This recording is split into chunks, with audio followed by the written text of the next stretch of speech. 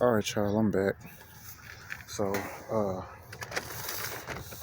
let me go ahead and get into what today's foolishness, which always is just that, especially when you're dealing with the buck dancing, bojangling, stepping, fetch it, picking, and the day, the detail of the day entailed, right?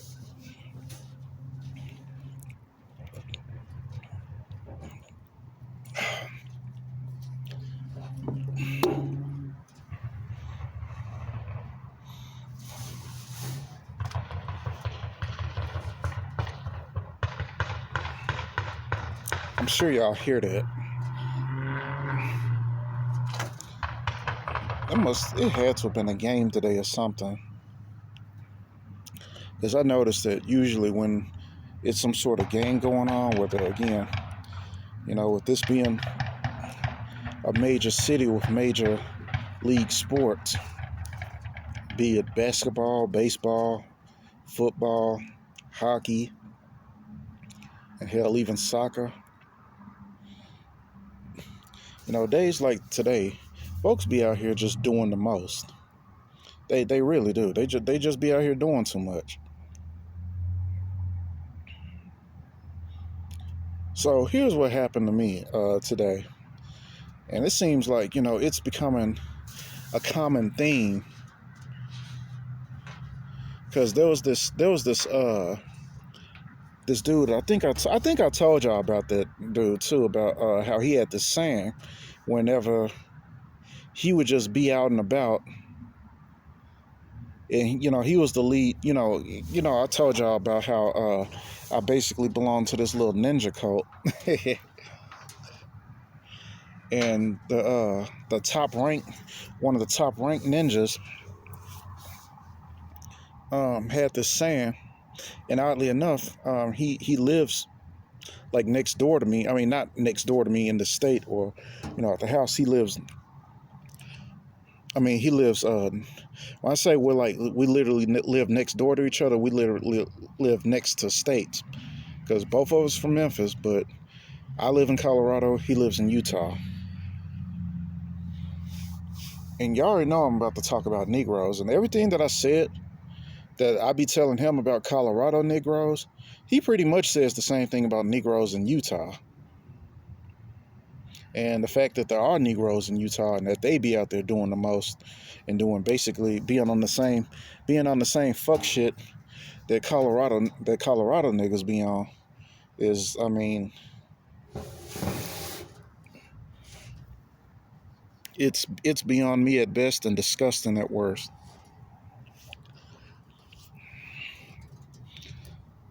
And it's a staunch reminder of just what we've been saying, just how worthless the Negro is as a collective.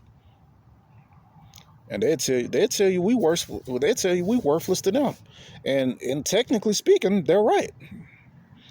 They're right. I mean, what can we do with the dodo birds of humanity? But anyway, he had this saying, like when something goofy would happen back, when we were living in Memphis. And he would say, I was out doing so-and-so. And then he would always get Sensei. Or sometimes Sensei would tell him that. In fact, I would think, it would be Sensei who would be out, like, I was out doing so-and-so. And then the lead ninja, the Jonin, that in Japanese, that means lead ninja. Jonin would say, minding my own Negro business. So I was out in the store the other day, and then he'd lean over to Fred. That was his name, Fred. I don't want to say was, but bro, speaking of was, bro. I thought my dog Fred was dead, bro. It was some bitch, right? Let me go ahead and call this goofy ass bitch out. Like, y'all, I've never been to Utah before, bro. But I can tell you Utah black bitches be out here doing, and black bitches period, y'all be doing the most, bro. Y'all be doing the most. You over here lying on my nigga's death, bro. You had me thinking my dog, my dude, that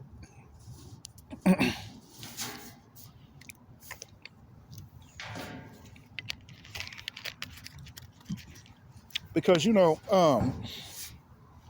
this ninjutsu camp, which arrived in Memphis of all places, because I can tell you it ain't no ninja camp down there now, but at least I can tell you from the years of from 2004, at least from 2004, I can just tell you the years that I was in it, from 2004 maybe until 2009, there was a ninjutsu camp and I was in it. Until I wasn't. Until, you know, and it was so fucked up too, right? Because my money was funny and I couldn't afford to go out there, drive out there to Cordova, being an inner city kid like I was, the way I was able to the past 4 years. But to me, that was the closest thing to a damn fraternity that I was going to get to. And, our hazing, but the thing about it is, our hazing was training, unlike all this weird shit at these damn fraternities, right? These college fraternities where they getting smacked on the butt. They gotta clean toilets with toothbrushes. They gotta cook, clean, and just be doing the most for these goalpost moving weirdos who probably closet homosexuals, I may add. No, that was the closest thing to a fraternity, and it was a fight club where not only did we learn how to fight, we learned how to kill, because we were basically sensei's assassins. And it's a good thing that I did do that fight camp because it trained me for a day just like this, where I would end up in a weird ass part of the world like this, as well as Fred is at apparently too, being in Utah, where he had some lying bitch or some lying bitch basically lied on his death and had me thinking for the longest that this nigga gave up the ghost or something. And then somehow, I don't know how, because I was thinking for the longest that, Fred had given up the ghost. Like he, we was already some shadows, and we are some shadows. Hey, that's why y'all see me in the night. That's why when y'all do see my figure, y'all see some fat ass nigga. Y'all see my fat ass up there, and I got my I'm wearing either a ski mask or I'm wearing some bandanas. And that ain't because, I'm so embarrassed and so I'm so camera shy. No, that's to conceal my identity. Like I said, I didn't mind showing y'all that shit, like all those kung fu and silat forms. But that's really for me, to be honest, because like I said, I was trying to, memorize all these damn praying mantis forms, and I couldn't remember that shit by heart. So I figured I put two and two together and said, well, shit, I'm gonna have to kind of break some of my own rules. So one creative way I did that is by masking myself. But some goofy bitch from that part of the world, and it don't surprise me because they the same exact way out here in Colorado, because they're liars. That's another thing I don't like about these motherfuckers. These motherfuckers be lying, bro. They are some straight liars.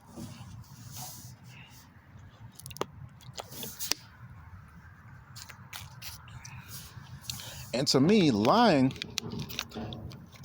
I'll tell y'all, I ain't gonna cap. I've done a little bit of lying myself, and I feel like the most I felt like, I believe I was lying, or I found myself up here just basically lying, was when I was working at AutoZone, where I was up there bull capping, and I don't even know exactly what it was, why I would be lying or why I would, but it's really there at AutoZone that I kind of learned to it's basically where I learned how to lie. Like I knew where I learned basically how to take truths and twist them up. So basically you just telling half truths, which equal up to a whole lie. Like it's a mathematical equation I learned a long time ago. One half truth plus another half truth equals a whole lie. And since then, man, since my AutoZone years, I believe that on a subconscious level, I kind of aspire to never be like that again, to never be on some lying shit. Because it's not like I grew up lying. I mean, sure, I probably told a white lie or two to my parents or whoever, but lying isn't in my nature. It just isn't. You know, I'm not what you would call a pathological habitual liar.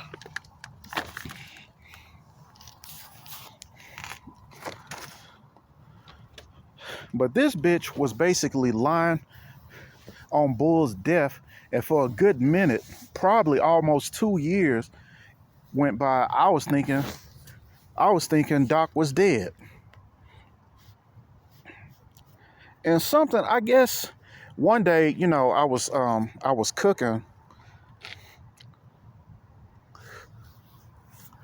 and I was cooking at the landlord's at my landlord's church kitchen. And one day, some just hit me and said, you know what? Let me call Fred. Let me just call him. And surely enough, I call him, and he picks up the phone and says, "Hello." And I'm like, "Fred? Like, yeah, who this?" And then, cause you know, I had called him before, cause you know he had a little YouTube channel, and then you know, that's how you know it was through his YouTube channel. You know, before he got doxxed enough times to where, you know, YouTube kicked him out. Because, yeah, YouTube be doing the most, bro. It's a wonder that I still got my channel. That's amazing. I still got my channel after all the shit YouTube be on. And then shortly after that, you know, I got word that, you know, Fred had given up the ghost, passed away type shit. So one day I just got, I guess, the gallstones, if you will, to hit him up, even though, you know, I'm at the risk of hitting up a ghost, right?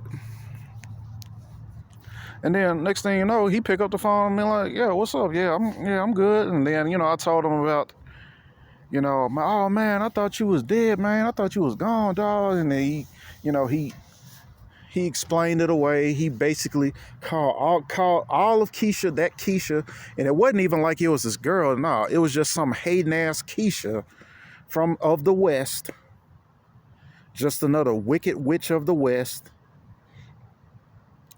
hating on Fred, doxing Fred, and accusing him, basically lying on his death, lying on his grave, talking about he died type shit. So I say all that to say that even out there in Utah, because I've actually thought about moving to Utah for whatever reason. I don't know what the fuck possessed me to do that shit. To say that the niggas of the West are just like that out here. But anyway, let me go on to what happened today, right? So today was quite tumultuous. It was busy. It was this. It was that. Because clearly some sort of game was going on. I imagine the Nuggets were playing, most likely. But it probably was the Nuggets. Because, you know, a few days ago, the Avalanche was playing. So I hop on the bus, again, minding my own Negro business, getting ready to start off my day, where I was going to do what I normally do on a Saturday. On Saturdays, I try to get off my ass sometime in the afternoon and try to take my black ass to this gym that I go to well, I really don't go to, but I got a membership because, like I said, I work out at home now. To just go over there and like basically just sit in the sauna type shit. So today was supposed to be just like any other day. I mean, why wouldn't it be? It's any given Saturday. What makes this Saturday so goddamn special, right? So man, as soon as I get off the bus, right? Because I don't know if I told y'all this. I did purchase that car, you know, as an update, you know, for updates that, you know, we moving on up to the like that what's the name of that song, like off the Jeffersons? Like, we moving on up to the east side of the something apartments in the sky high. We moving on up to the east side. We finally got a piece of the pie. Yeah, and oddly enough, I just happen to live on the east side of Denver.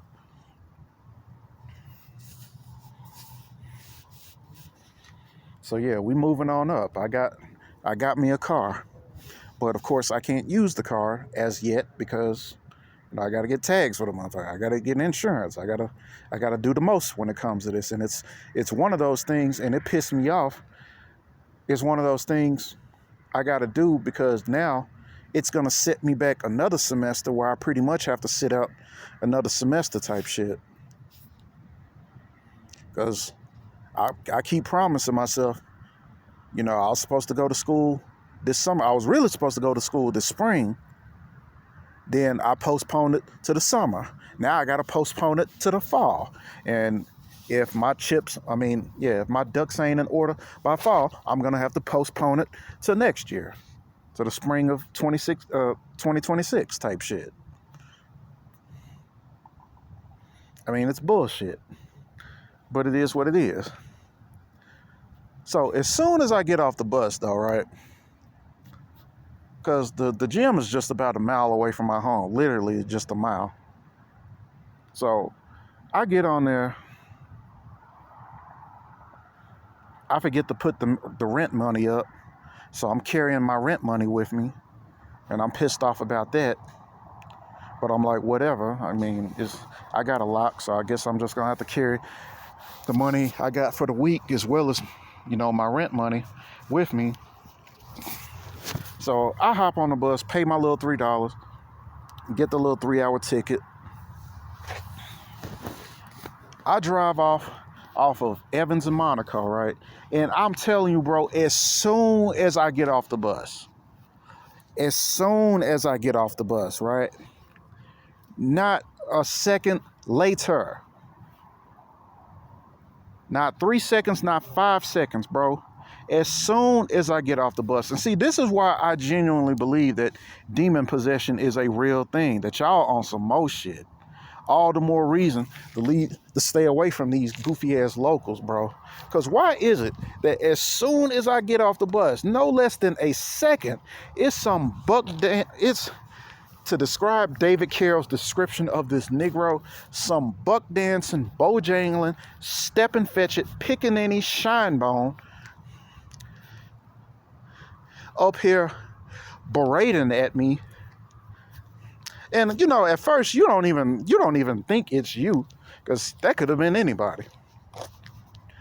So it took me a minute to even realize that, oh, that nigga talking to me.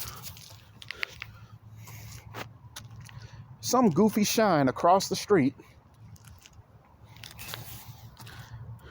up here just basically doing what niggas do. Blithering, blathering, basically talking shit. Hey, motherfucker, hey, man, you motherfucker. So at first, I didn't say nothing. In fact, I was just going to go on and walk on. But, you know, there's just one problem with that walk away shit. A lot of people say that that if you just ignore these kind of people, that they'll just go away. That shit works sometimes. That shit don't work that shit don't work all the time. That's like saying, because you know what I'm saying? That's like saying if, a bully is picking on you and you choose to ignore him, he'll just leave you alone. Trust me, I'm tried and true when it comes to conflict, when it comes to dealing with fuck niggas, when it comes to dealing with tough guys, people who, be doing the most, people who think, they can do something with you. Oddly enough, I say oddly enough because I can't seem to do nothing else with this human being, but he can always come around and fuck with a nigga, and then, and that leads to what I'm getting ready to say as far as dealing with fuck niggas, dealing with tough guys, dealing with people who, and that, ignoring them isn't always the answer, because sometimes these motherfuckers have to be put in their place. Sometimes you gotta match their energy. And with me being a Memphis nigga, y'all know there's one thing we do in Memphis. We check motherfuckers. So I'm looking at this dusty fuck nigga, and he up here doing the most. Mind you, as soon as I get off the bus. So I was like, well shit, what's up then, man? What's up, man? Blue collar shirt wearing ass, blue collar shirt eating ass nigga, what's up, man? So I start firing his ass up. Cause if it's one thing I cannot stand, bro, worst, I thought the YNs were bad, bro. The YNs, bro, I hate YNs, bro. But it is nothing, there is nothing worse than an old ass nigga who thinks he's a YN. That nigga, 86 years old, with the mentality of a 16-year-old. He been on this planet 80 some odd years.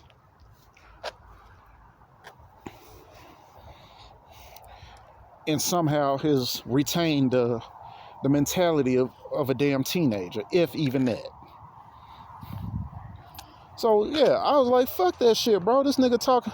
And like I said, Colorado, I've been looking for an excuse to check you motherfuckers. You stay on your side of the fence, I stay on mine. But like I said, y'all are some lane changing motherfuckers.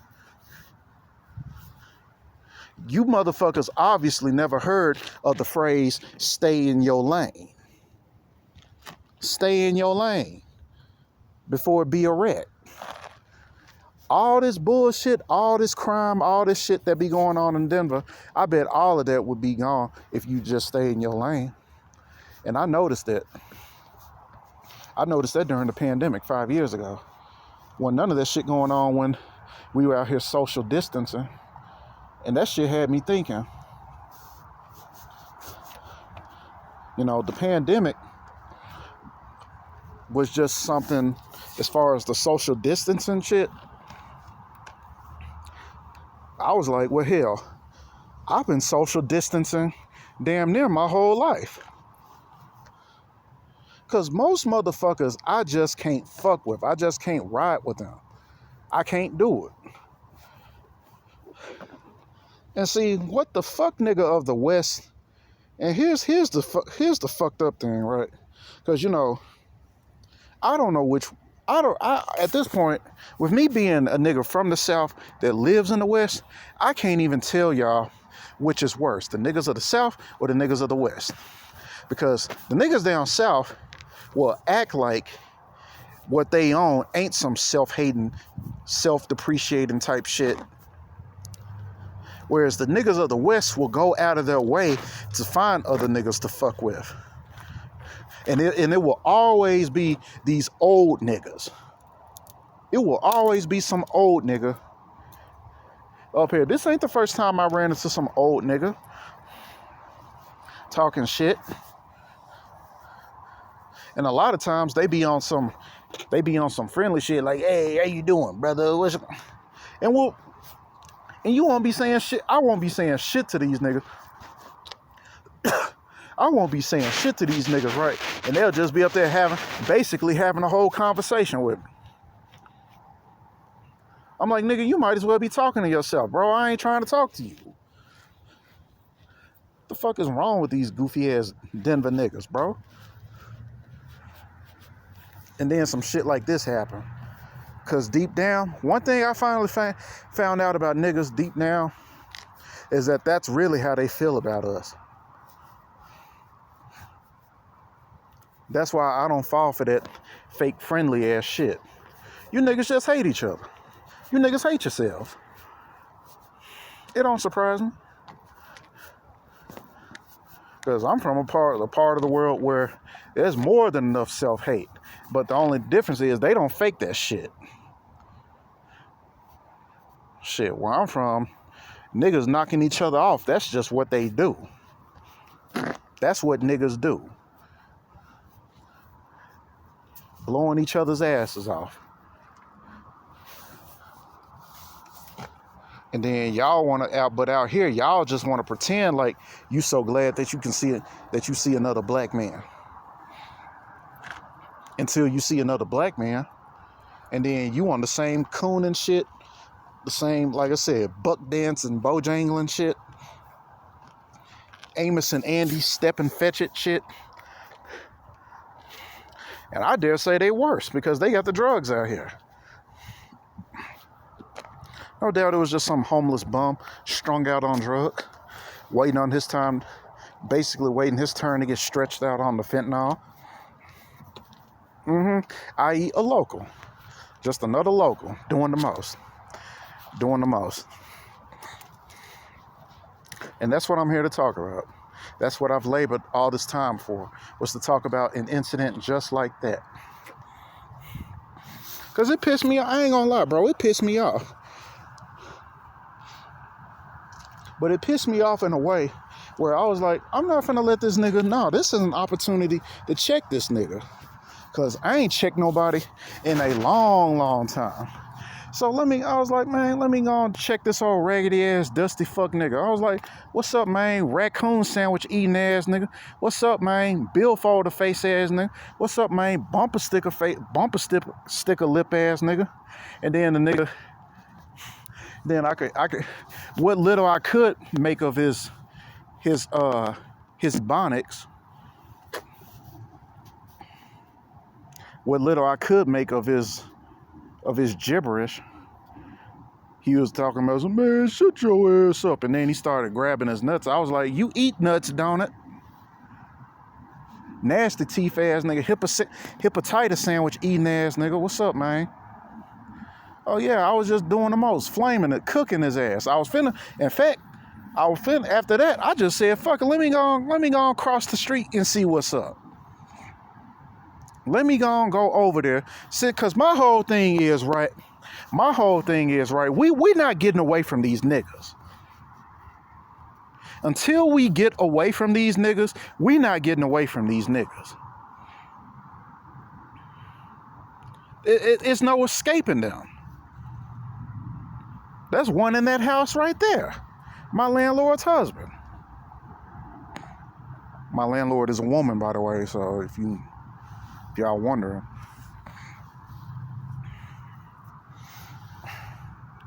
My landlord's husband gets drunk every week. And it's the same fuck nigga shit. And that shit, I'd be lying to you if I told you that shit be getting on my nerves. I gotta listen to this buck dance and shine, just basically nigga babbling. Hey doc, hey nigga, why ain't you where you is go, right? You know what I'm saying? Well, you should know what I'm saying, because that's what I'm saying. I mean, nigga logic, shine logic. Y'all, bro, you can't make it, bro. You would think I'd be making this shit up. I swear on everything I love, bro. I'm dead ass. You can't make this shit up. How, like David Carroll used to say, Hollywood screenwriters can't make this shit up when it comes to this shine.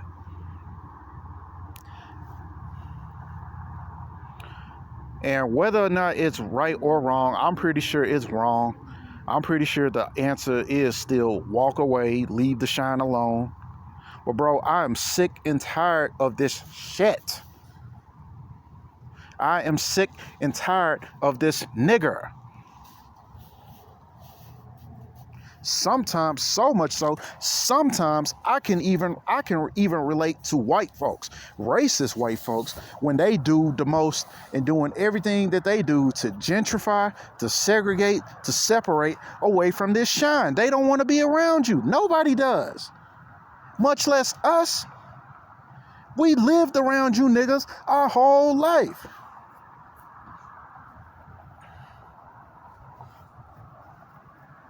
I'm like, damn, bro, haven't I suffered enough to be up here in the same room with this shine? Haven't I paid my dues for obvious sins of a former life, whatever the fuck I was on in that former life? Haven't I suffered enough? I'm like, damn, bro. And it's just like Fred said, you know, the Jonan. I recall one of his YouTube videos before he took his channel down, and then, like I said, this whole confusion of this demonic ass Keisha lying about, like I said, lying on his death.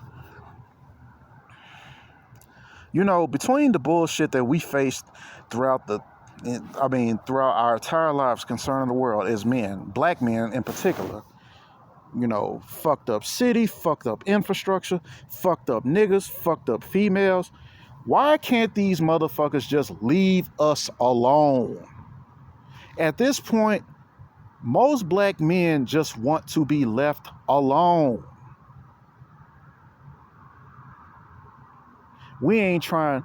I mean, and you know, back to out because I was about to say we ain't trying to date Keisha and whatnot. I was just thinking this just days before I even came here, right, to present to y'all the fuck shit that happened today.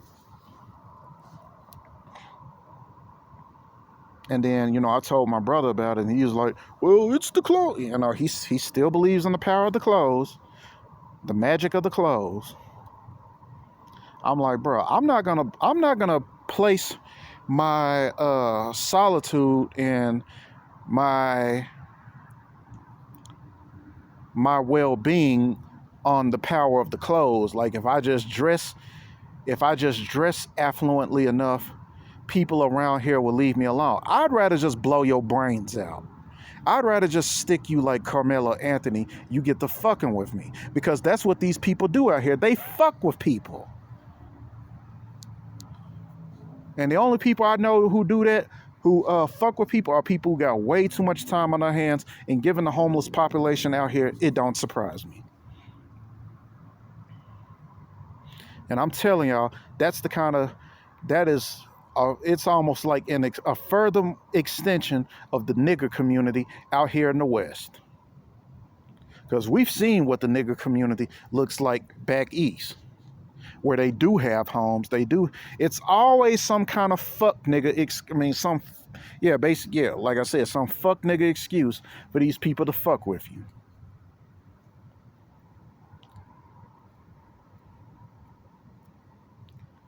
It's like whether they're with or without, they are going to find a way to fuck with you.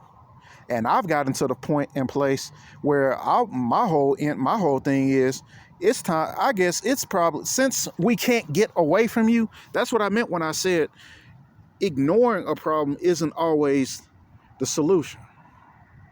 Not always. Because what if you're not given the option to ignore it? What if you have to face that problem head on?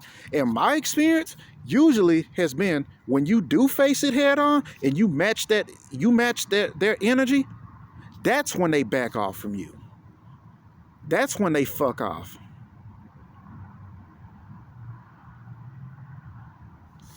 In other words, me being in Colorado, being in the midst of black folks who barely make up and black folks in Colorado barely make up 12% of Colorado's population, yet I keep running into them. I've come to realize it's time to match that energy, and it's time to out nigger these people, these niggas. Because what they're trying to do is out nigga me. And you ain't gonna out nigga no Memphis, motherfucker. The only reason why I haven't done it now is because, like I said, I've been on my grind. I've been out here doing the most. Being on the straight and narrow, if you will. And I got goofy fuck niggas like that out here fucking with me. Because, we all know how niggas are. I know firsthand how niggas are. This is why, and these niggas, and I don't expect these niggas to understand how much I can't stand niggas. But you niggas gonna learn, when you come to me, you gonna learn how much I can't stand your black ass. I'm sick and tired of looking at you niggas, smelling you niggas, listening to you niggas, and all the stupid shit that proceeds out your nigga skull. I hate you niggas way more worse than any Klansman will, than any racist ass cop will. That's just what it is, bruh. Because unlike that Klansman and that racist cop, I had to go to school with you niggas. I had to live with you niggas. I was stuck in a city full of you niggas. And what were you niggas doing? Blowing each other's brains out. You niggas, in fact, while you sitting up here probably trying to call me an Uncle Tom or accuse me of being as such, you niggas probably hate each other. I'm positive. You niggas hate each other more than I claim to hate you. And how do I know that? Because you niggas are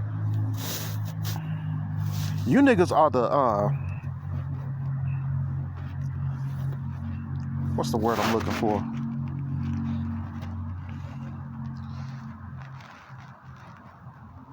Are basically the number one people responsible for your own demise. Not the cops, not the other races, you are.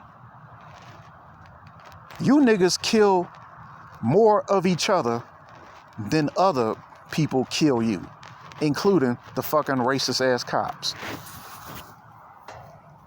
Looking, with their escalation and false accusation tactics. Because the American police ain't shit, but a bunch of rapists and pedophiles and liars and false accusers. I'm glad we got to this point. And I'm glad that we got to the point of me realizing, I was just thinking about this a few days ago. I guess I was at work, as far as my greatest contribution to the so-called community. I had to think about this shit. Because, for years now, I've been reviewing my life. I don't know if that's just something that you do or your mind does at a certain point, especially when you're knocking on 40. Because I dare say I've been doing it all throughout my 30s, and now that I'm about 6 months away from 40.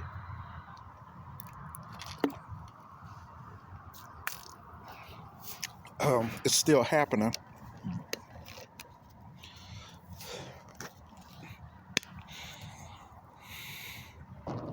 Because I've had to come to realize this shit isn't gonna stop. There's just no getting away from this nigga. This nigga doesn't seem to understand just how much. And to me, that's a huge fucking problem, bro. How is that not a fucking problem? That the YNs of America, and don't even get me started with Carmelo Anthony. That's nothing. That's a whole nother video for another time. That ain't even close to what I'm talking about. That was just I'm not saying that in response to Carmelo, because I know there's a lot of passion towards that. At this point, I don't even want to engage in that shit. To me, that's just two alpha chads basically fucking around and finding out. Pretty much. And a lot of people don't understand. Another element to that is the fact that a lot of people just don't understand the politics of the South. So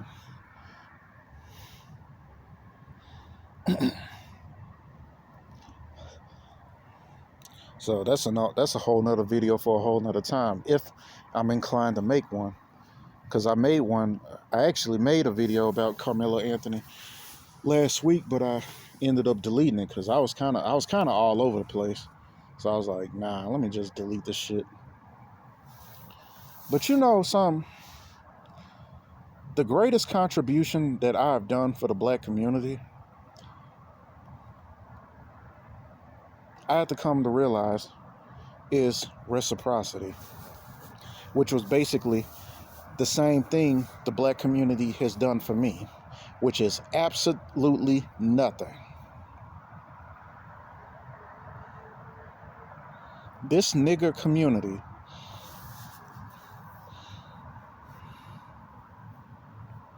has gone out of its way to taunt, harass, bully, gaslight, goalpost move, and do the most, all the while basically wasting my time, wasting its time. Even after I discovered that I had some pretty rare and unique and unusual talents.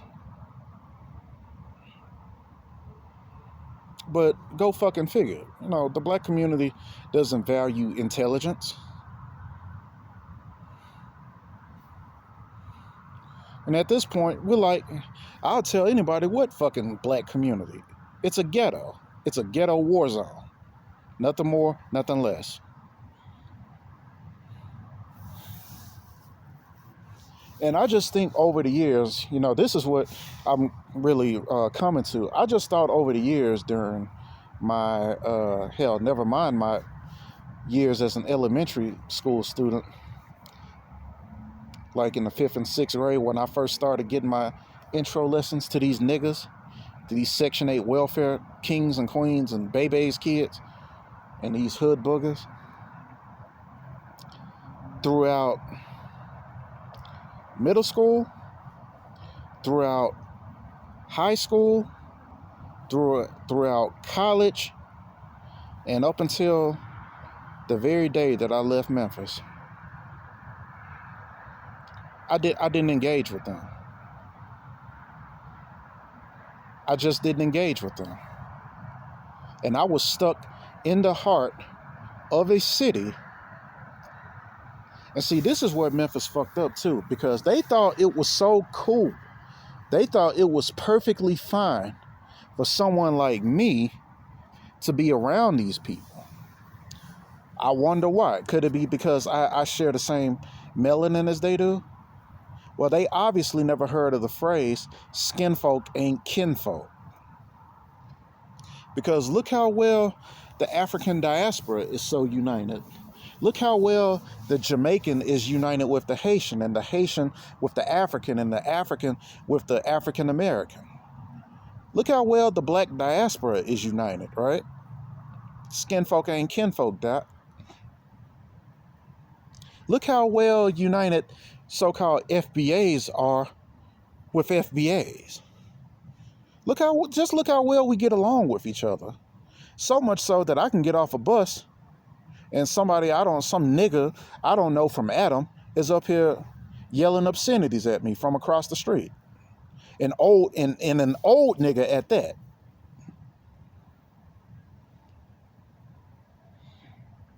A homeless bum. A homeless black bum who took the time to yell at a shadow like me, somebody who's supposed to be a nobody. I know I'm swelling up. I know I got some mass on me. I know because I'm damn near benching 300. I just did my max today of 295, and that's something. Because I was starting to get worried. I was like, shit, my body was kind of tripping. It kind of does that. Because I guess it just shocks a nigga's, musculoskeletal system so much that, it kind of, because it ain't like, I've been dieting or fasting or anything. No, I was just out doing the most. And, after I did my max early this month, I tried these past 2 weeks. I tried doing it again on my,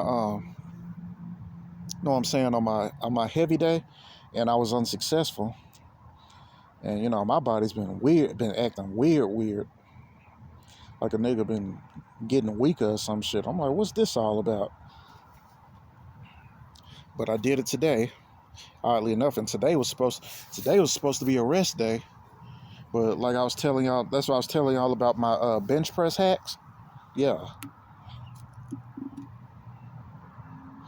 So I had to be a whole damn near biomechanical engineer type shit, bioengineer type shit when it comes to the bench press. Like basically my own strength coach, strength and conditioning coach.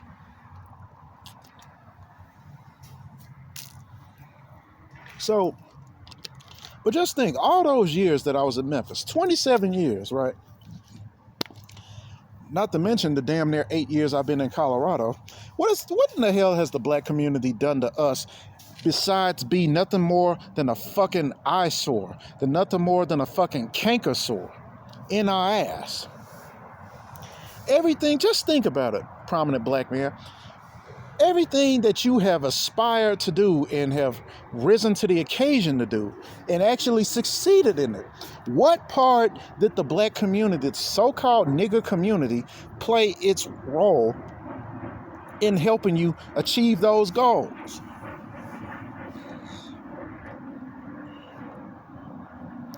Absolutely fucking nothing. And you know, it kind of takes me back to Mike Tyson's story. And you know, Mike Tyson really did have the option of throwing niggas under the bus, but he didn't. He proclaimed his love for black people, i.e. niggas. Which last time I checked, these were the same niggas who bullied him when he was a kid, which basically prompted him to become a boxer. Because he was tired of being fucked with.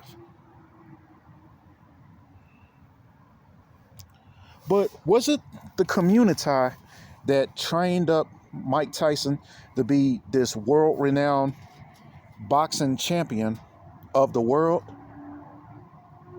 Did the black community do that for Mike Tyson? Or was it an Italian by the name of Customato who literally took him in when his no-account drug-addicted mammy couldn't do nothing with him? So Customato, and don't put me on the Uncle Tom shit. Don't make me out to be an Uncle Tom. We know this happened. I'm just stating facts here.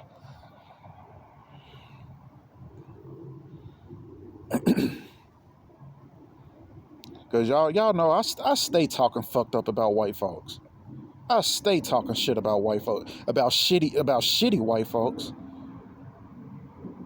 And I go out of my way to pop my collar and prop up prominent black folks who have done anything worth a damn. Y'all know that.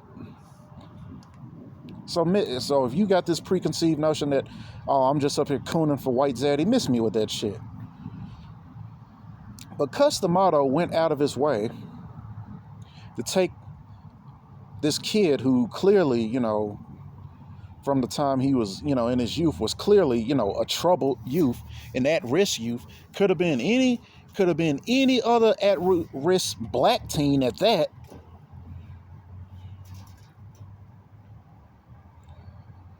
And he took him in and he put his ass to work, you know, as a boxer. Because it was just something about, I guess it was just something about Mike's mesomorph ass that, you know, he saw in him that Mike just didn't see in himself. And obviously the black community neither. The black community had no use for Mike. And that's why I'm here. I'm not, you know, I was going to do a classic Colorado roast, but this speaks volumes to the black community as a collective.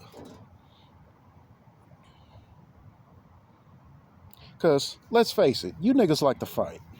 But you know one thing that I noticed about you niggas? As much as you love to fight, you don't like to learn how to fight. You don't like to train to fight. I guess that just requires too much brain power. There's a science to fighting, dude. And when fighting gets a little too scientific and technical and physical, where you got to apply all this biomechanics and you got to do training and you got to condition your body and basically like forge it. That's just too much.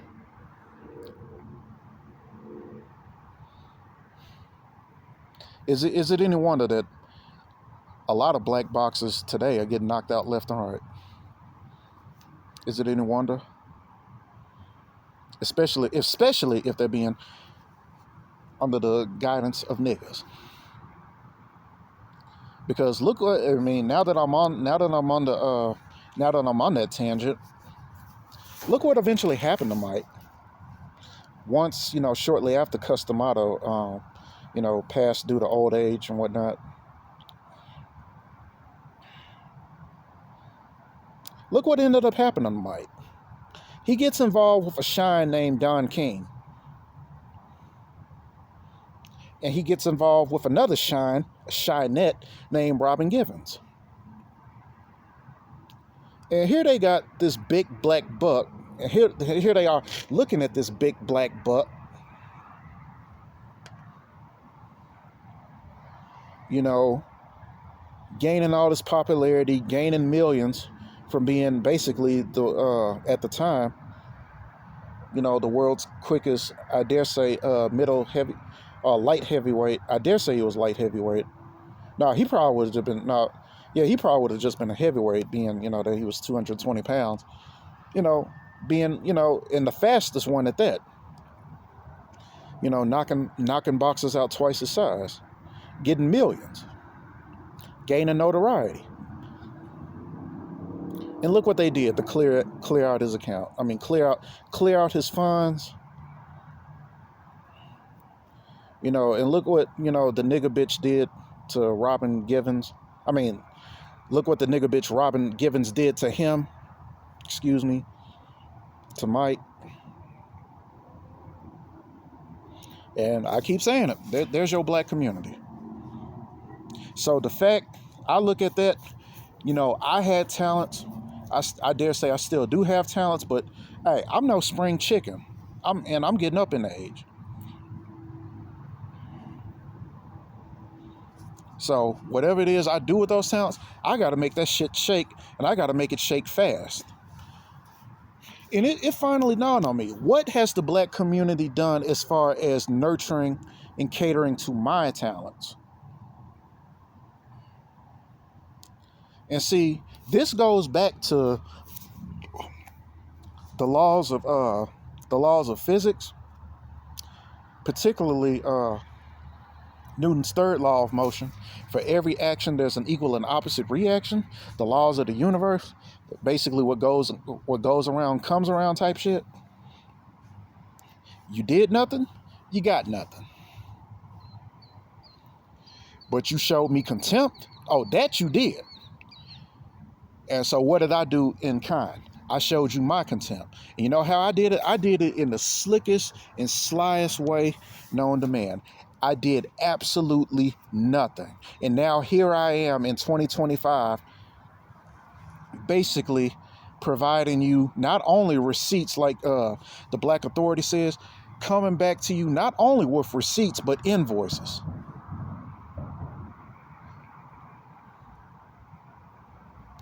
I'm not only am I coming to you with receipts, I'm coming at your ass with invoices. I'm showing you these bills that you done tallied up, that you still owe, even after what you've paid.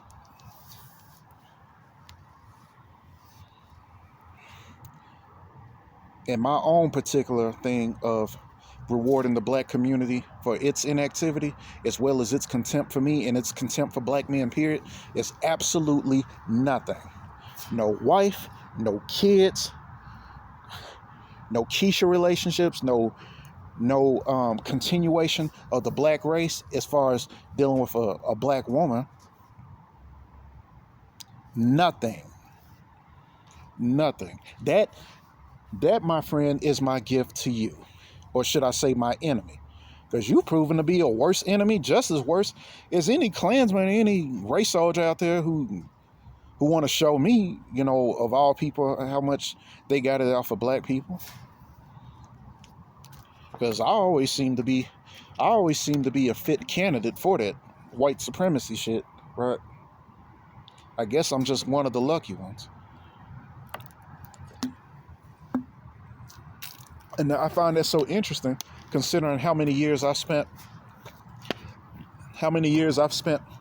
validating my own blackness among you shines, until the day came where I revoked my own black card my damn self and just said, fuck it. Like, fuck you, nigga. I'll revoke this black card my damn self. Because what benefit is there to it? The black card.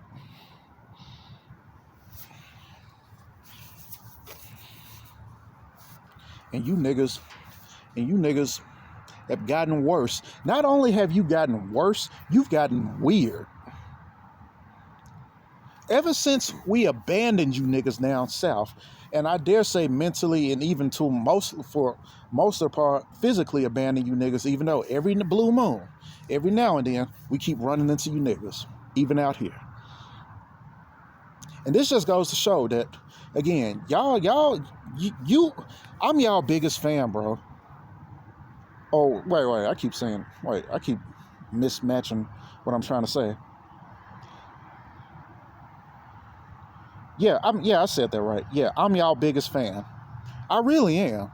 Y'all a fan, bro. Wait, I think I said...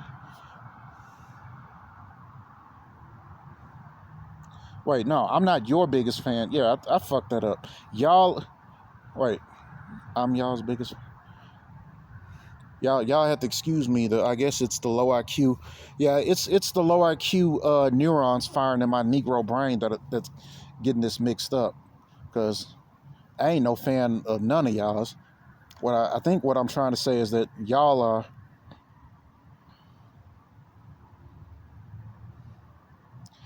my biggest fan.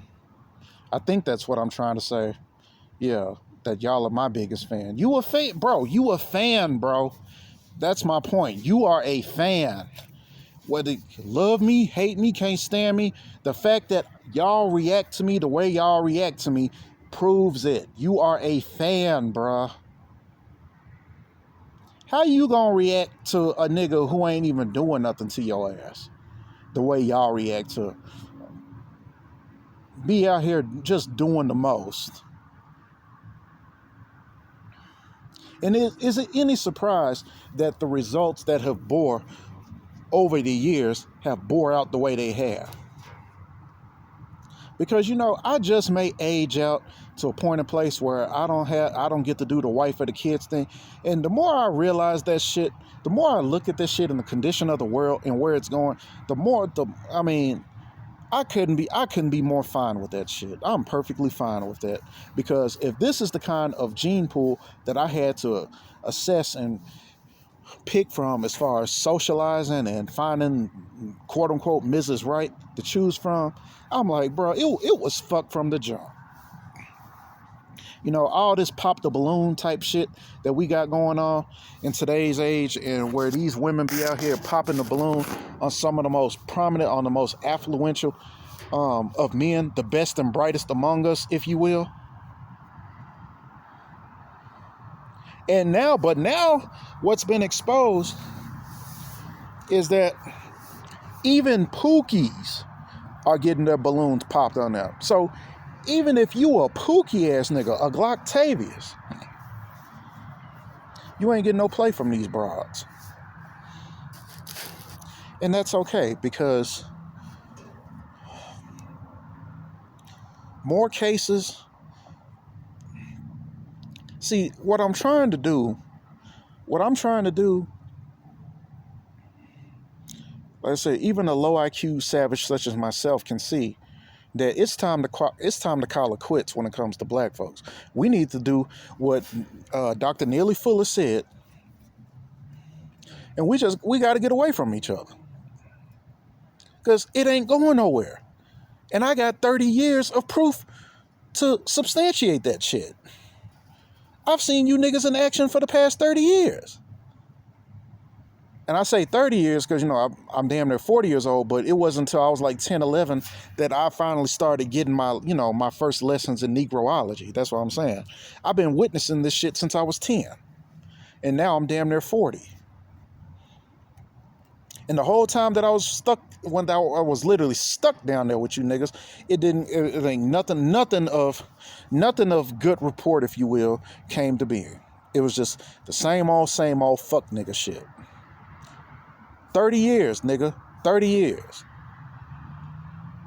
And now that I've quit you niggas seem to be in the lowest common denominator of you niggas, I might add, are up here fucking with me. Being a whole fan. A fan of me. Being a whole secret admirer. I mean, on some weird shit, bro. On some weird shit.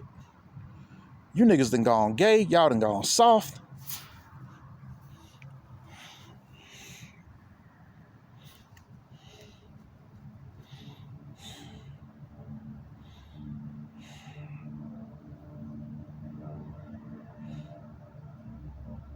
Y'all just turned into a bunch of degenerates. Speaking of which, I saw that episode of, speaking of degenerate and weird and gay and soft, I saw that shit y'all did with Fleece Johnson, the booty warrior. I saw that shit. And see, that's supposed to be funny. That's supposed to be comical because that's who y'all are. Y'all are the running joke. Y'all are the laughing stock of society.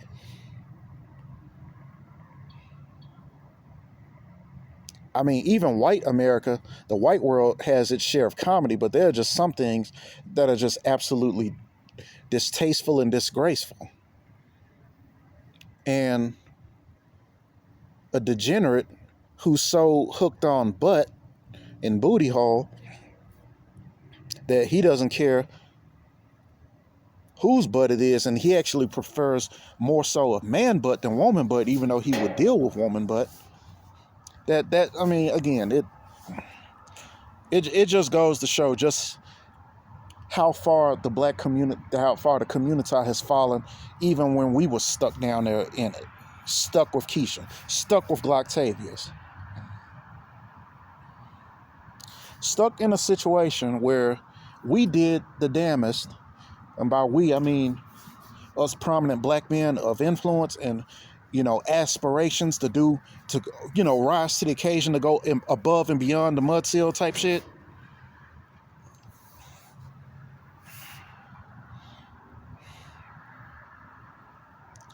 Instead of fucking our lives off in and out the pen,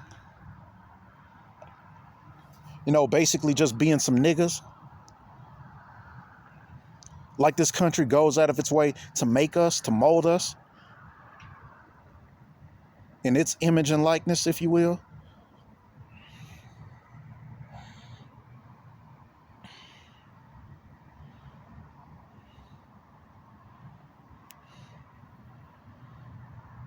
Like I said, man, I've been witnessing this shit for 30 years.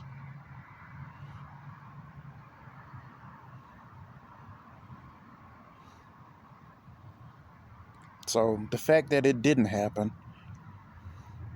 it just speaks volumes to,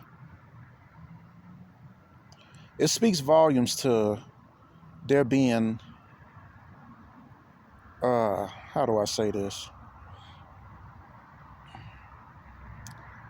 Basically, there just being a balance in the force, and that the demand that the universe has on men such as ourselves, because it is said that to whom much is given, much is required, and I'm living proof of that shit. There are just some things, there are just some strings, and this is probably where string theory comes into play.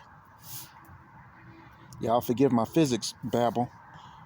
But there are just some roads. There are just some strings, some D brains, some bosons and fermions and photons that a nigga just like me, we just can't string. We just can't cross. It's just not gonna happen. And the fact that I had to endure you Negroes for as long as I have, and I feel the way that I feel due to that, it just goes back to what I said in the last video, bro. Things are going down. And you know what I found so interesting? What I found so interesting about the most interesting part about that shit, where this fuck nigga was up here fucking with me today, was when I came back to basically go over, because like I said, I was gonna go over there to match his energy on some fuck nigga shit. Because I'm like, okay, fuck nigga, you fucking with me, I'ma fuck with you. I'ma match your energy. What's up? I was gonna go over there and say, whatever you gotta say it to my face, fuck nigga.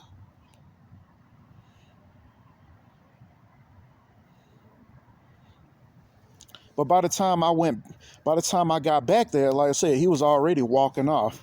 And one thing that I noticed that I found so interesting, right, is that he was walking right past this apartment complex that had been they had been working on for a good minute. Like I know, like it probably was it just recently opened, this apartment complex, because it was some property that long time ago belonged to Kmart. I couldn't believe they still had a Kmart. And of course, when I first got out here, the Kmart wasn't, I mean, it was closed and everything, but it was still, property of Kmart. I mean, I don't even know how many Kmarts there are, if there are any of them left. Because I thought, that's one of them, you know what I'm saying, one of them businesses in the 90s that you thought died in the 90s. It's just like, like I'm still amazed that Piggly Wiggly is still around. But apparently it is. Because I remember back in the 90s when I was a kid, there was like a super center right just across the street from where I lived back in East Memphis. It was like a supermarket, Piggly Wiggly. It was in the shopping center. Then there was a regular Walmart. Then, Walmart basically turned into either a neighborhood Walmart or a supersized Walmart. So all the Walmarts are now supersized. I still remember going into, a regular sized Walmart. That must have been, I dare say, shit, maybe like the early 2010s. Because I still got a pretty good vivid memory of that shit. I mean, even, after, or maybe the late 2000s, like 2008, 2009, I don't know.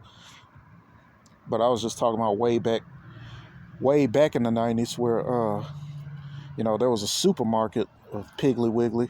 So, imagine my surprise that Piggly Wiggly's still around.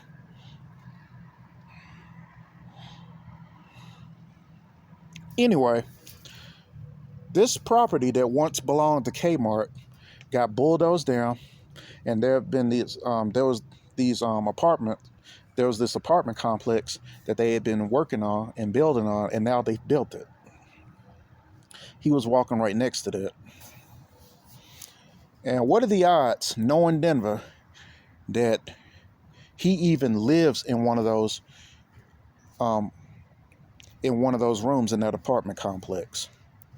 And another thing that I saw Latinos. Not even necessarily Mexicans, even with all the bullshit ass Mexicans they got going around Colorado. Because, this Mexican is supposed to be our replacement. I dare say the Latinos of other countries are going to be theirs. Because it ain't just Mexico no more. It's Colombia, it's Venezuela.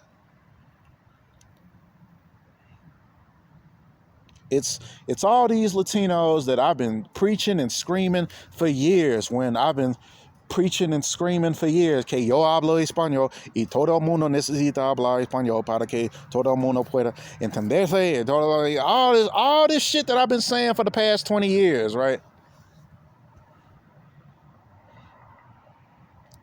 Till I'm blue in the fucking face. And that went in the Negroes, that went in one Negro's ear, one of these Negroes' ear, and it went right out the other.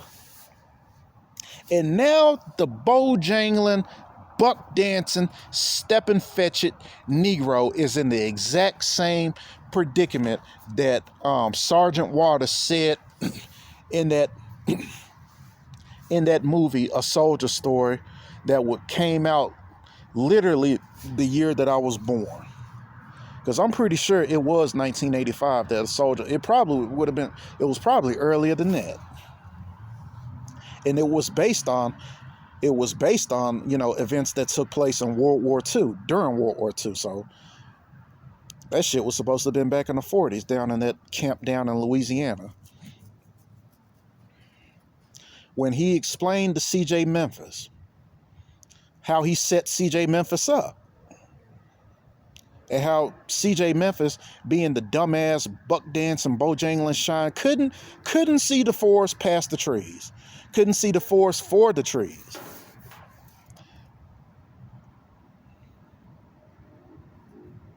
Because call Sergeant Waters what you will.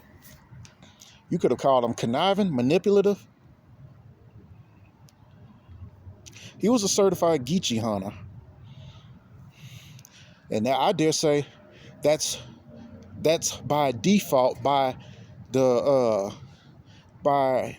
forces that be, if you will, that I have absolutely no control over and have gone out of my way to escape from. Matter of fact, that's what I've become. A certified geechie hunter. Somebody that's looking to throw this buck dancing, bojangling, step and fetch it pickaninny under the bus. Just like Sergeant Waters did with CJ Memphis. And when I saw this shine walking down that road on Evans, right next to this apartment complex, because he gained some distance, and I was like, I ain't finna walk all the way over there and run up to him and be like, hey, what you say, nigga? That would have been some nigga shit. But I'm telling you, bro, I'm tired of these niggas. I'm sick and tired of it. But that's all right, because it dawned on me as he was walking right next to this newly developed apartment complex that has residents now and is fully developed now, and most likely has a whole gang of Latinos in it, and it's most likely expensive as fuck, because you'll be lucky in this town if you can find an apartment for $1,200, one bed, one bathroom. You'll be even luckier if you can find a studio for about $900, and it ain't in the hood in Aurora some damn where they just, running and gunning type shit. You got Train de Aragua invading homes and shit, in some dilapidated ass apartment that should have been condemned. Just got folks in all kinds of squalid ass, dilapidated ass conditions.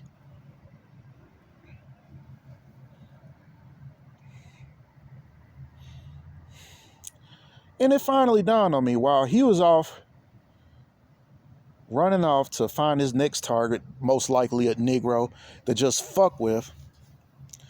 It just reminded me of what Sergeant Waters told CJ. That this Negro just can't seem to find his place in the direction in which things are going.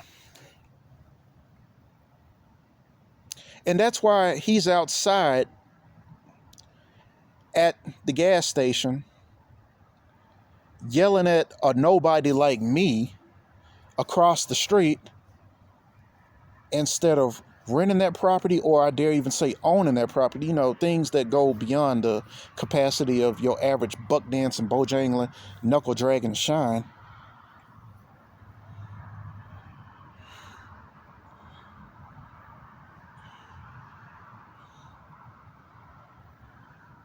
And it just goes back to, like I said, what Sergeant Waters told CJ, that, things are going in such a way that, this Negro can't even catch up. And like I said, that's why he's outside of those apartments. He was walking outside of those apartments instead of walking towards those apartments, going in those apartments, into one of those rooms.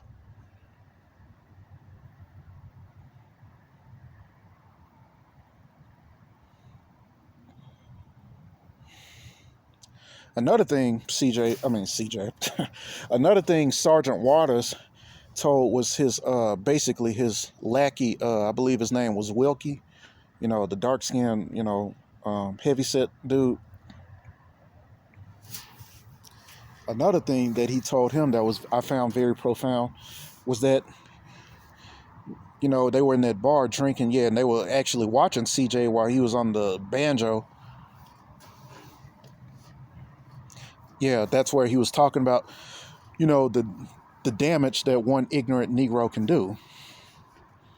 Which again, I couldn't agree more. It takes no more than one. No more than one blathering,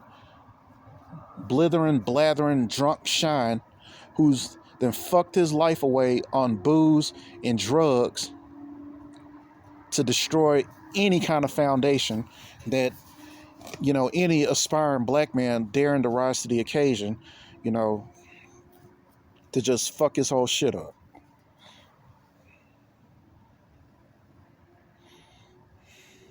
But another thing that he said that I found very profound was when he said, he talked about how his dad told him when he was young that we have to turn our backs on these people.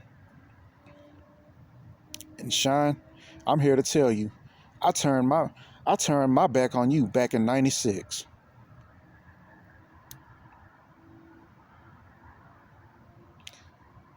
Probably '95. Well over 30 years ago. Or at least getting ready to be 30 years ago. I turned my back on the community, but yet and still I was down there developing my talents, doing the most with my gig, my talents. But hey, I wasn't in and out the jail. I wasn't slanging rock. I wasn't out here chasing broads. I was chasing broads for a minute until I saw how worthless and pointless it was to chase a bunch of disease-carrying quiches. Little did I know that they were a bunch of disease-carrying quiches.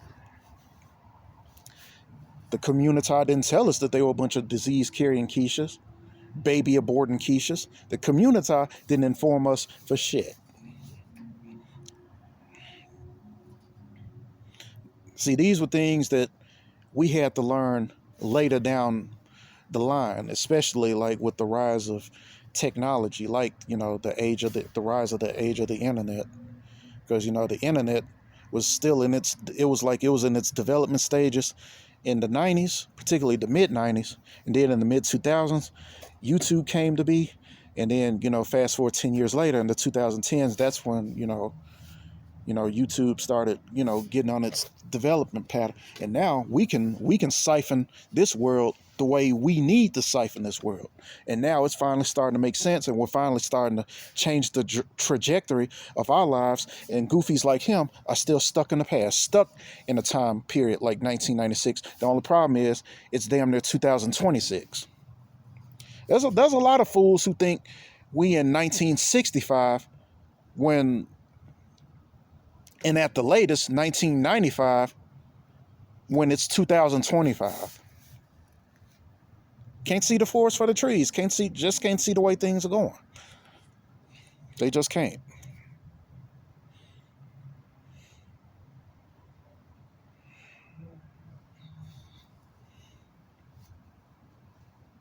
So what better punishment to turn my back on a group of bojangling, buck dancing shine bones who had limited to no use for me as well as my talents to begin with. Israelites are not. 2/3 Israelites, all the same. So with that said, Let me go and get on this comedic roast about your disrespectful ass. About particularly the shines of Denver, the shines of the West, if you will.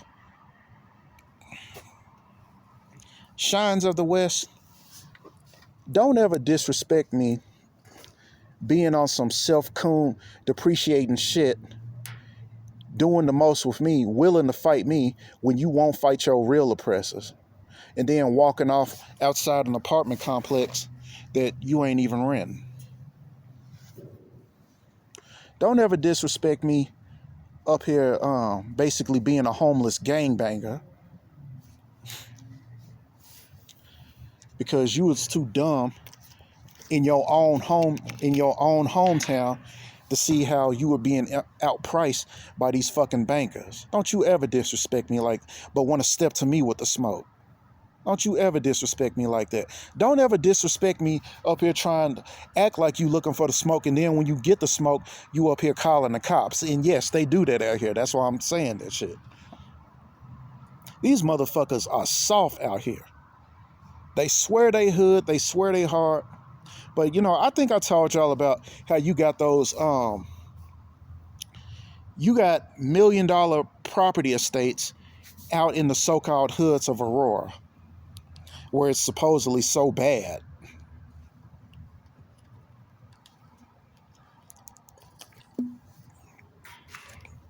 And then those houses, right, are right next door to Gaylord Suites. Look up Gaylord Suites. I'm like, bro, that's one of the most, if y'all the hood, y'all are some of the most affluent hood boogers a South Memphis nigga like me has ever seen. Don't you ever disrespect me like that. Don't you ever disrespect me trying to be Denver. Don't you ever disrespect me trying to be something that you just ain't. Be you, bruh. The street, like Tariq said a long time ago, the streets just ain't in you.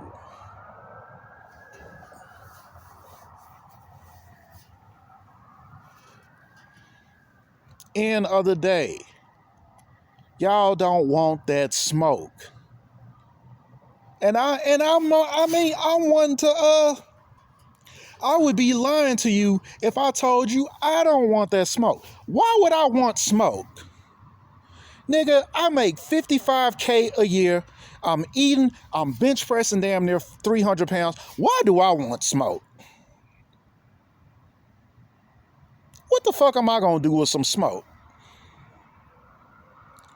Get killed, get locked up, and like I said, what being a real nigga? Cause that's just the plight of the nigga. And nigga, the fact that you can't see again beyond the fact that there's way more to life than just being a quote unquote real nigga is exactly why you out here, like I said, walking outside of an apartment complex, but you can't lease one. But you can't lease an apartment, broke ass nigga, junky ass nigga. Don't you ever disrespect me acting like you hard shit, but you out here partying and shit and getting stretched out here on the streets of Denver. Don't you ever disrespect me like that. Don't you ever disrespect me like that. And while he wasn't doing it, like I said, my boy did it. In fact, they had his wake today. I didn't go. Not because, I got it out for him. No, I was just trying to stay out the way type shit. I was like, I ain't had no reason to go. And even if I could go, I ain't even got no dress clothes like that to be going to nobody's funeral. So if you Colorado niggas down on me and you are a nigga I just happen to fuck with, I plan on getting some clothes, of course. But don't be surprised if I don't show up to your funeral. Or your wake, for that matter. Because they haven't even had the funeral yet. But don't you ever disrespect me like that. Don't you ever disrespect me, Colorado, having it out for the expats, especially black expats, knowing full goddamn well we doing the most while you out here, like I said, You out here fucking with people. You out here being nosy. You up here calling yourself goalpost moving. You up here claiming that you so hard to get, but you up yet and still you over here fucking with us. Don't you ever disrespect us like that. Don't you ever disrespect me up here again, just being a whole Valkyrie, bro. Being a whole pain in the nigga's ass. Like you supposed to be the like you supposed to be the side effect that comes along with success. Don't you ever disrespect me like that. Don't you ever disrespect me rising to the occasion to be that royal pain in the ass as a consequence for us expats doing what we had to do to get the fuck up out of a place like the East Coast where it ain't no money. And a dumb motherfucker like you just can't relate to that. But here you are fucking with us. And then wondering why more often than not, we end up beating the brakes off your ass. Don't you ever disrespect me rising to the occasion, looking for some smoke, and then having the nerve to call the cops after we beat your ass like you stole something, after we beat the brakes off of you. Don't you ever disrespect us like that.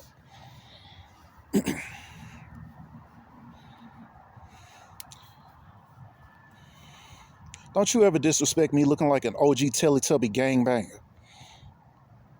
Don't you ever disrespect me looking like an OG gangbanger off Barney, off Sesame Street. Don't you ever disrespect me looking like Snuffleupagus on crack, or fentanyl in that case. Don't you ever disrespect me looking like the love child of some nigga from the South in an Apache woman who ain't got none of her teeth.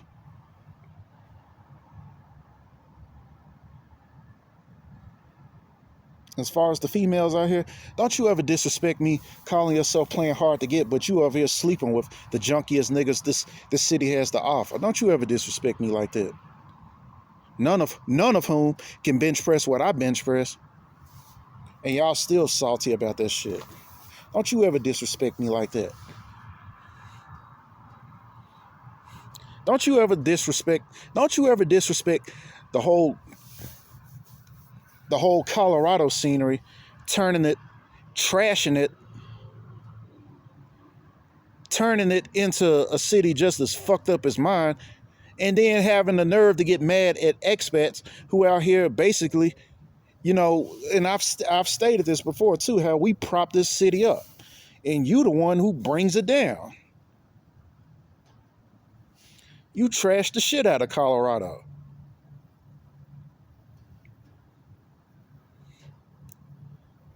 We ain't the ones bringing the drugs into Colorado. You are. And you're from here. And then you want to get mad at the expat because he's taking advantage of the resources that are here, that are available here, that weren't available in his hometown, which is what brought him here in the first place. Don't you ever disrespect me going around carrying, with main character syndrome. And you showing main character syndrome to a motherfucker who really should be a nobody. Why don't you be on some main character syndrome shit? Why don't you Coloradans be on some main character syndrome shit when it comes to your faggoty ass governor getting ready to fuck with our Second Amendment rights when it comes to these guns? Why don't you hypocritical ass Coloradans rise to the occasion and call out your faggoty ass left-wing libtard governor who's getting ready to fuck with our Second Amendment rights? No, you would rather fuck with the black expats of Colorado for being black. Because you saw another nigga and you had to arise to the occasion of your self-hate, yet and still, this faggot is getting ready to take away your guns and put all kinds of goofy ass laws that will make it so that it won't even be worth trying to buy a gun, because they gonna have you out there doing the most. And I mean, for a basic gun, a 9mm or a shotgun. That's some goofy shit that ain't even going down in a city as violent as Tennessee, or in a state as violent as Tennessee.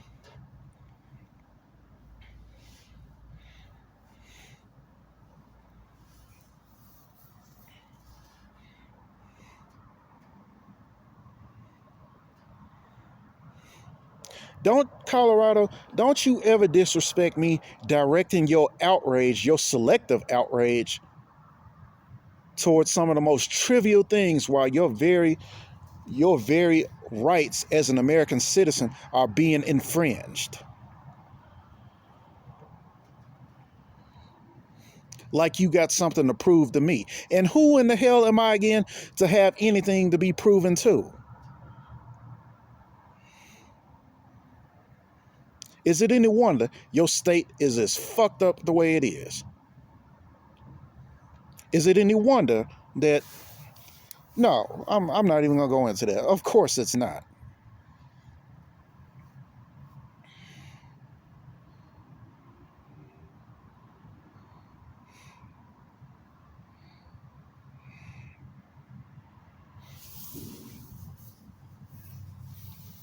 Stop wasting our motherfucking time trying to be on some trying to be a Koopa Trooper for the devil, basically. Trying to be a bad character until we run into the boss nigga of this video game called life. Get the fuck out of the way before we fuck you up. Because a lot of us already have fucked you up. Like I said, my roommate, my roommate's from Pennsylvania. And he's been here way longer than I have. He said he's been here for at least 15 years. I haven't even cleared 8 years yet, so it hasn't even been a full decade. But yeah, he told me about like how hard y'all are. Yeah, y'all so hard that he can trip on your shoes and apologize because it was an accident, and you will rise to the occasion and try to fight him on the bus, which apparently is a federal offense.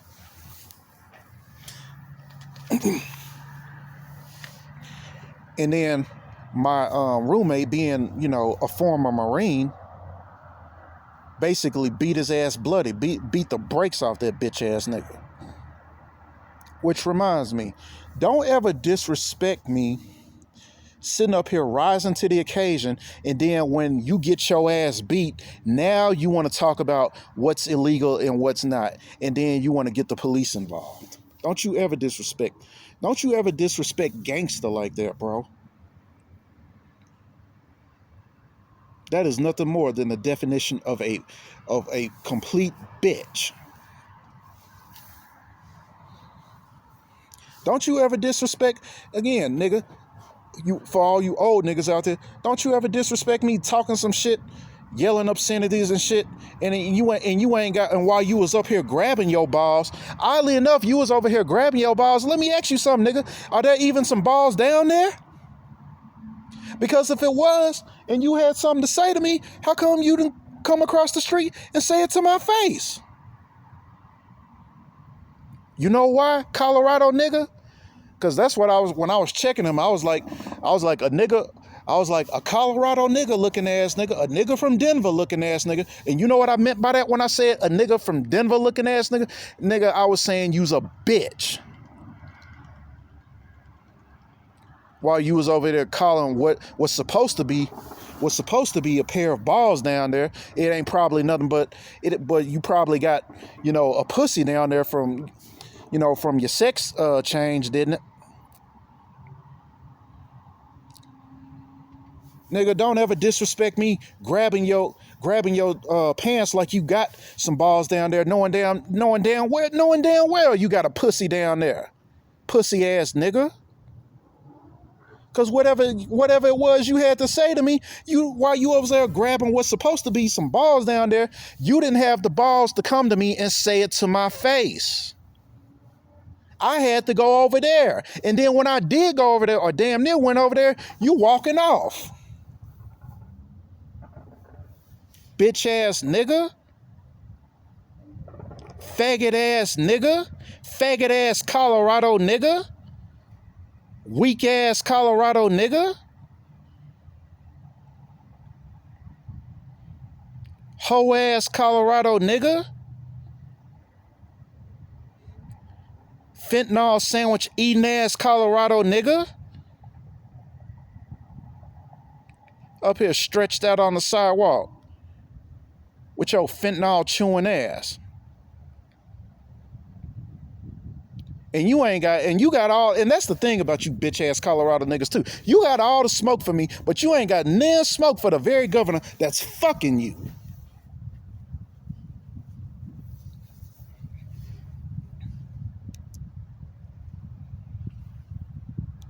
That's turning this very state into the complete fucking libtard utopia that, you know, that it clearly is. Don't you ever disrespect me claiming to be an ethno state full of whites and Latinos and a bunch of black bootlicks when y'all are some of the dumbest motherfuckers I've ever seen in my life, and a lot of y'all be out here doing the most when it comes to the crime. How the fuck you gonna be a white supremacist ethno state when the vast majority of the criminals out here are Latino? And I've seen my share of white ones too. That ain't how white supremacy works, bruh. You can't be out here claiming supremacy and superiority over darker races when you out here fucking with fentanyl and committing the same crimes that, you know, niggas are supposed to be committing, according to your bullshit narrative.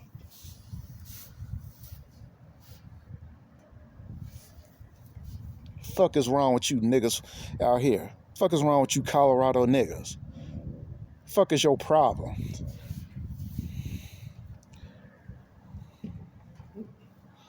Don't you ever disrespect me showing me more attention than your bitch. Like that ain't sus as fuck. And you know, David Carroll often said that y'all were sexually suspect. At this point, bro, it ain't even suspect.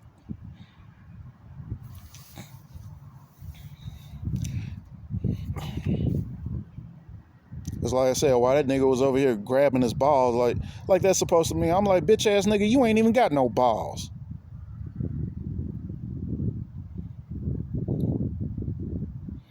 And that's just a reflection of all y'all. All y'all some ballless bitch ass niggas.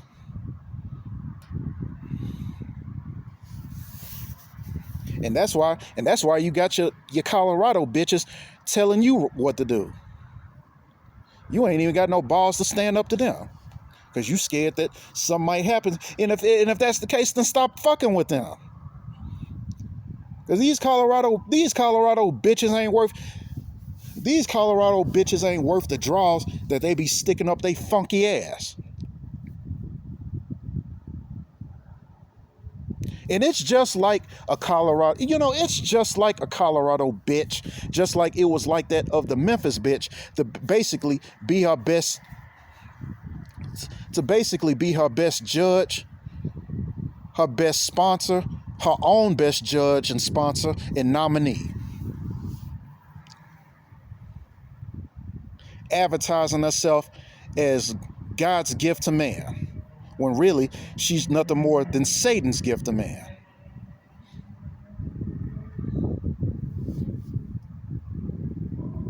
Some of the most worrisome bitches I've ever met in my entire fucking life.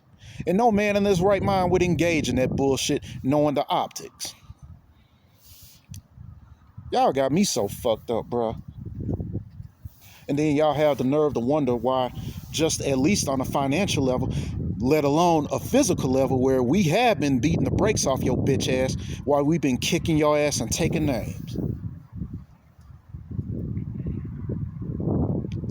Colorado, you truly are, especially you, Denver, you truly are an isotope of my former city of Memphis. And it's just my luck, it's just my fate. Having endured the trials and tribulations that I was faced with in Memphis, I honestly, I couldn't think of a better fate to find a part of the world that isn't exactly Memphis per se, but has similar faculties, is again in the same country, albeit not the same region.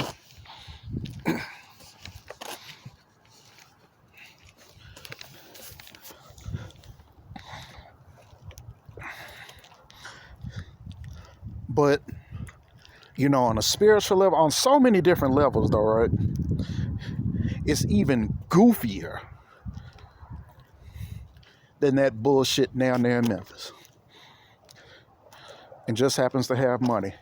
Because what you truly are, what you serve, it's obvious at this point with your Dr. Seuss ass. Because that's how I see y'all. Y'all are literally some characters off of a damn Dr. Seuss book, and y'all look like it too, because y'all gene pool is all kinds of fucked up. That's why I'll tell any of these bitches, don't ever disrespect me, acting like you the sexiest broad, acting like y'all some of the sexiest broads in the country, but y'all are probably the least picked among the country when it comes to modeling, pornography, you know, anything that's supposed to display your so-called sexy ass. You so sexy, how come there ain't too many how come there ain't too many porn stars, let alone models period, coming out of Colorado? But y'all so sexy. The very same reason why there ain't too many porn stars and models coming out of Memphis. There ain't none. Or there ain't a whole lot. That's why. I wish y'all would stop bullshitting. Stop bullshitting yourselves, let alone bullshitting me. I wish y'all would stop doing that shit. But that's what y'all are. Y'all some bullshitters. Y'all are liars. Y'all are liars to yourselves. Not only do you lie to other people, you lie to yourselves. Like, niggas, stop lying.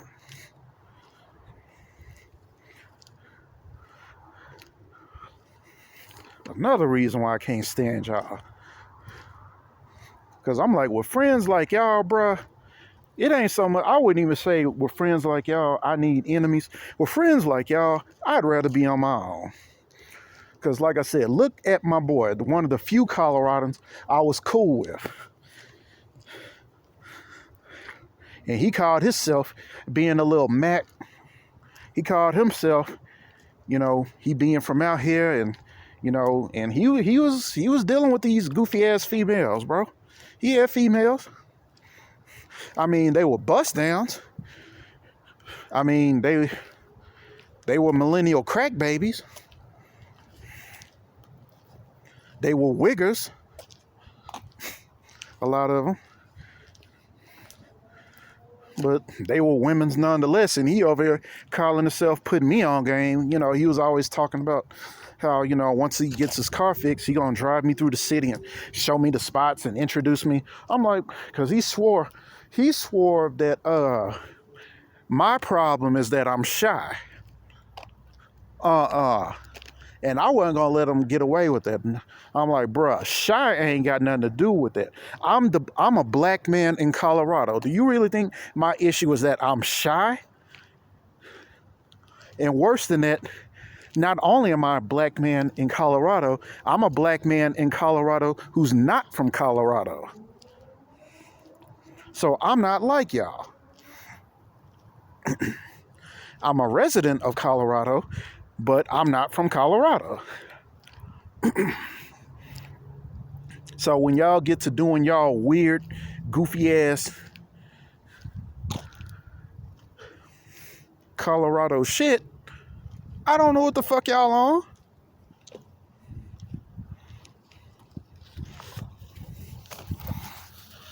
When y'all out here doing the most. But no, he thought he had these hoes in the bag. And, you know, to more further detail more of the details as far as what happened on that fateful evening, he was messing with some broad as well as her sister, and they were in the back seat of some car that they were in doing drugs. Because that's what they do out here. And ain't it so crazy? You know, back east, they trying to accuse niggas, lock niggas up, do the most with niggas when it comes to drugs like marijuana. And out here, marijuana, not only is it legal, which means everyone's doing it, it's a gateway drug to other drugs, really bad drugs like cocaine, as well as fentanyl, because they're doing that too. They got these damn rehabilitation centers out here for somebody who probably, you know, got a little too high and got to get that shit out their system. Too bad it didn't work for him though, right? Too little too late, I guess.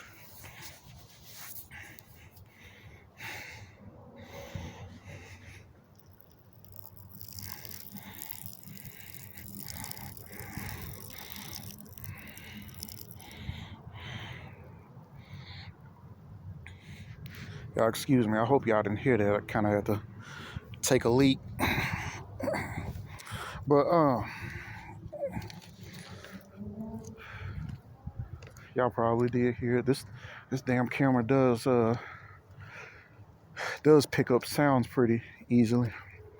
I peed in the grass, so fuck. But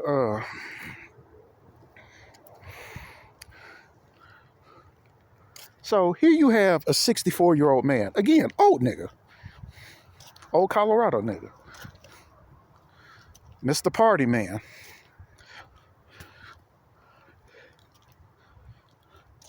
dealing with females around my age, right? Looking like, you know, having a full thick body, but having the face of a damn skeleton. Yeah, basically looking real scary. Looking real scary and sexy at the same time. I'm telling y'all, bro, you know, people who listen to me from around the world probably are dying laughing when I say, bro, I'm telling you, bro, I don't have the imagination to lie about this shit, bro. You can't make this shit up. You cannot make this shit up. So here he is in the car, fucking with this fentanyl, because, you know, he had all these friends. He had this hunchback of a friend, and I'm dead ass, he was a hunchback. You be running into motherfuckers with all kinds of corruption and defects in them, like the Bible says. And more than enough ammo to check these niggas, like we Memphis niggas do. Just like I flamed old boy ass today. And I cooked that nigga fool.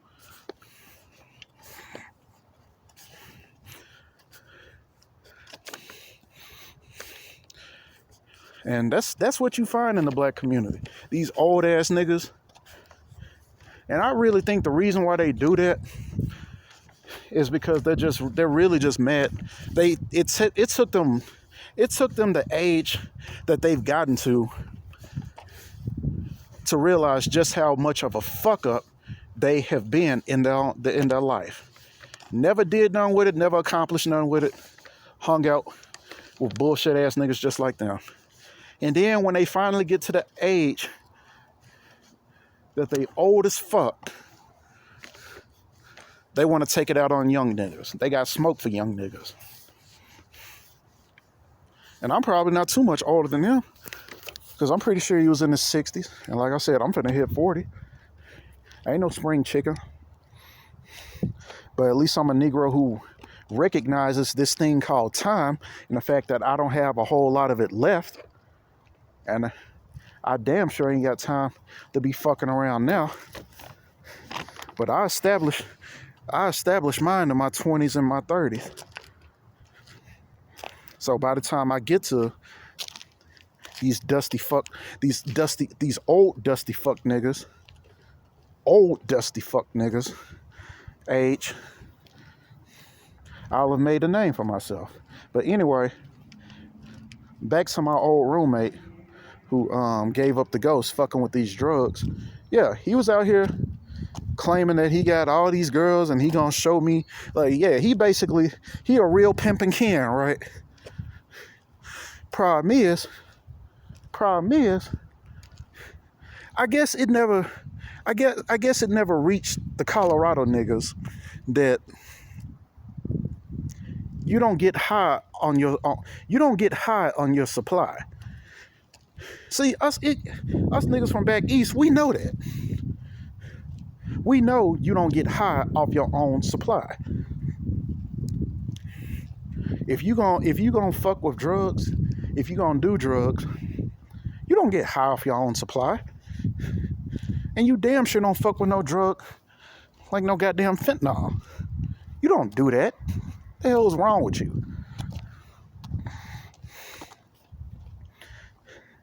And here he was hanging out with these so-called girls. Whether he was fucking them or not, I don't know and really don't care. And then, you know, he takes the fentanyl, however they do it. And again, I wouldn't know, and I really don't care if they, I don't know if you snort it, inhale it, smoke it, or all the above. I don't know, I don't care. Because apparently the thing in this goofy ass state is that the black man is a distributor of fentanyl. People have told me, my brother has told me that he's talked to people from other parts of the country who come here, and as soon as they get off the bus, they got the goofy ass locals asking him if they got some blues. I'm telling y'all, that's how these goofy ass Dr. Seuss ass characters are out here. All this hatred for the black man, but whenever they need their little fix, guess who they going to? The black man. All this hatred for the black man, but when they up here listening to rap, they up here listening to music, who are they listening to? The black man's music. And oddly enough, when they are listening to the black man's music and listening to rap, a lot of times they listening to rap, oddly enough, they listening to Memphis rap. I've heard more Memphis rap out here than I have LA rap. And usually it's Young Dolph. It's Young Dolph music they listening to. Again, goes back to what I said about this place just being a silly ass isotope of Memphis. So my boy, he high off fentanyl, and I don't know at this point whether or not he's dead. I don't know, but I know he's out. And it's then when he, he and whoever was driving the car and these silly bitches, these silly local bitches, pull up at my landlord's sidewalk, and they pull him out the car because he's in the back seat. So they pull his ass out, and he's on the sidewalk, all stretched out. And then one of these bitches apparently stole his wallet. I know y'all dying laughing. And I'm here to tell you, bro, seeing what I've seen when it comes to this goofy ass Denver bitch, this goofy ass Colorado bitch, if that's who I'm stuck in the same room with, I'd rather just stick to my guns and just keep it MGTOW.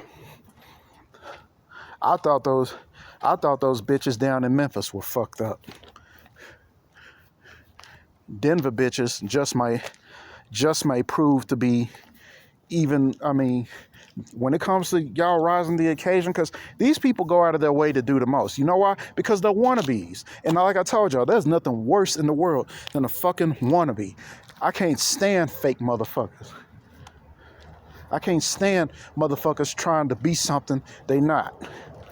Because when they do that, they always be out here doing the most. Just like this fuck nigga up here gonna get high off his own product.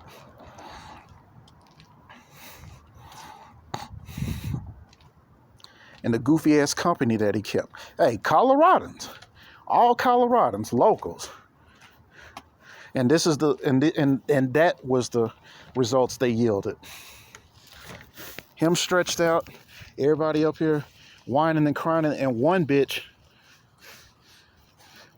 robbing him, robbing the dead man. You know, the Bible asks, you know, the Bible asks, will a man rob God, right? You know, rhetorically, of course. It asks, will a man rob God? I don't know if a man will rob God, but I know a man will rob a dead man, because that's what we saw. And then this other fuck nigga I live with, you know, days after we learned of his untimely demise, was up there going up in his room. I wonder why. Why are so many people going up in this dead man's room? To rob him. Steal from him. So I put 2 and 2 together after being here for damn near 8 years. And I figured my best bet is just to stay away from y'all. This is why I don't go to y'all's clubs. I don't go to y'all's bars. Because I used to go to this bar down the street before it closed, and that was probably the best thing that could have happened. It sucks to me because they had pool, they had all these up, but they had weirdos. And I was really getting the speculation that it was probably a gay bar. And knowing Colorado, it don't surprise me, because you got fags running all over the place. Hell, the governor of this place is a fag.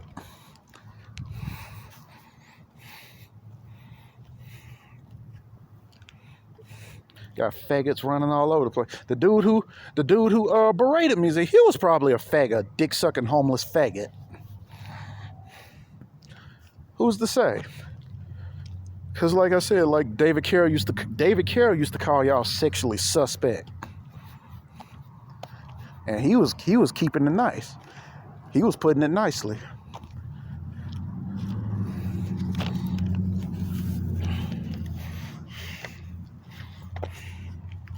So yeah, I put 2 and 2 together and figured that my best bet is to just stay away from y'all. You try to stay away. We go out of our way to stay away from you local motherfuckers, bro. Yes, we're in here rioting your city. Yes, we're in here basically practically looting your city. What are you doing to stop it? Coming up to us asking for blues? You junky Colorado, you white trash, black trash, junky ass motherfuckers from Colorado, from the Rocky Mountains, you Rocky Mountain trash, you.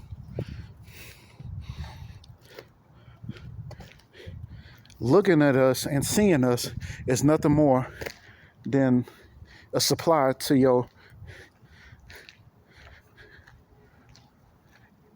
fix. You junky ass Rocky Mountain trash, you.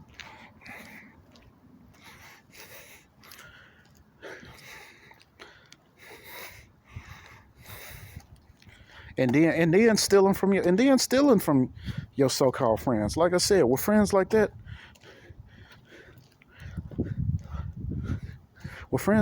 I'll gladly take enemies. But I'd rather just be on my own, if that's okay with you. Because y'all have gone out of y'all way to show me what y'all all about. Y'all have. Just like so many people have told me. It was like I was checking into Colorado, and there was so many of these motherfuckers checking out of Colorado, telling me how they hate Colorado, they can't stand Colorado. Specifically Denver, if we're going, to be honest. And to me, Denver was the land of opportunity. Of course it was. I'm basically fresh off the bus from Memphis. Of course Denver was a land of opportunity, and it still is. It's just after almost 8 years of being here, we're a little more experienced now. And I'll be the first one to say, you niggas are weird. And if you niggas want to try me, you want to try this Memphis nigga? I'm here to tell you, bro, it ain't going to be sweet. I'm going to clown your ass just the way I clown that bullshit ass nigga. Because if there was anything of a black community, that nigga wouldn't even be homeless. But these are niggas we talking about. We're talking about, like David Carroll said, the laughing stock of civilization. In fact, I dare say, if it's anybody who's doing you niggas a solid, it's actually Trump. As much as you hate this man is rounding up illegals and sending them to their countries of origin, and that's actually benefiting you.